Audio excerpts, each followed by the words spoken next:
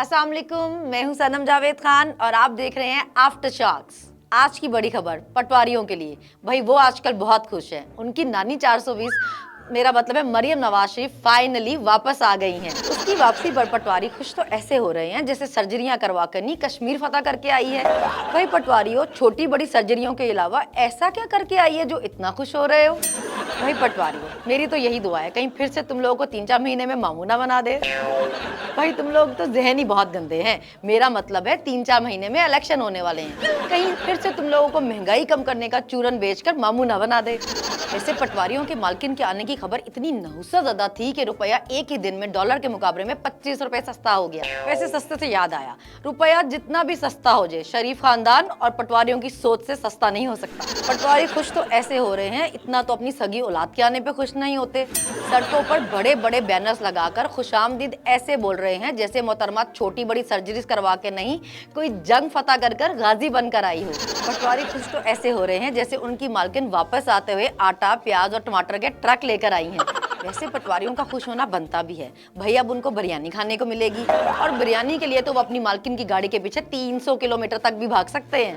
वैसे ये पटवारी भी कुछ अजीब ही मखलूक हैं। बाकी सारी दुनिया फिट और स्मार्ट रहने के लिए वर्जिश करती है और ये अपनी मालकिन की गाड़ी के पीछे भागने को ही एक्सरसाइज समझ लेते हैं। वैसे भी जब से पीडीएम की हुकूमत आई है, इन बेचारों को सिर्फ गालियां ही पड़ रही हैं और नाचने का मौका ही नहीं मिला। इसीलिए शायद अपनी मालकिन की वापसी को मुनासिब मौका समझकर खुश हो रहे हैं।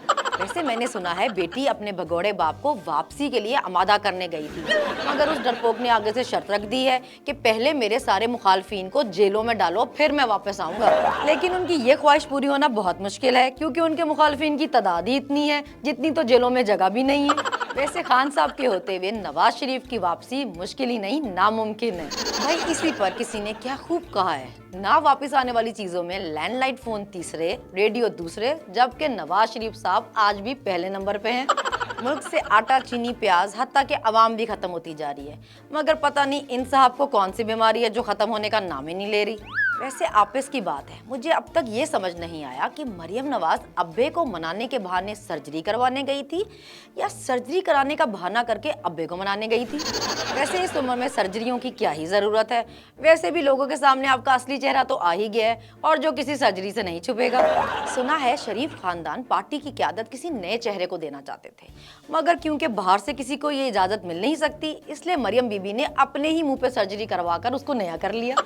वैसे पिछले 8-9 महीनों में अवाम ने तुम लोगों का जो नालायकी और नाअहली वाला चेहरा देखा है वो 7 नस्लों तक याद रखेंगे। पटवारी कहते हैं मरियम नवाज शरीफ पार्टी में नई रूह फूंकेंगी।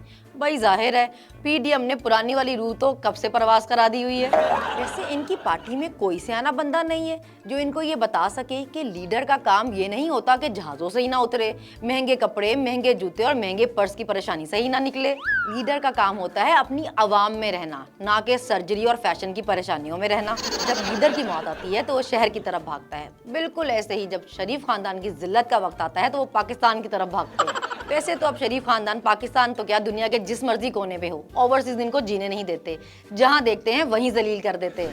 वैसे पाकिस्तान में जितने भी मौसम हो, मगर जिल्लत का एक ही है जो पटवारियों पर सारा साल रहता है। मरियम नवाज की वापसी पर कुछ बगल बच्चे, मेरा मतलब है किराए के टट्टू, बड़े खुश हैं। वही जाहिर है उनका खुश होना बनता भी है। इतनी तनख्वाह तो पूरा महीना काम करने के बाद चैनल नहीं देता जितने पैसे मरियम नवाज अपनी चापलूसी के दे देती है। वैसे आजकल मरियम की वापसी पर खुशी भरी ट्वीट का क्या रेट चल रहा है, आपने कमेंट में हमें जरूर बताना है। क्या अच्छा लगा, क्या बुरा लगा, हमें जरूर बताइएगा। अपनी फीडबैक से आगाह करते रहिएगा। मुझे दीजिए इजाजत। अल्लाह हाफिज।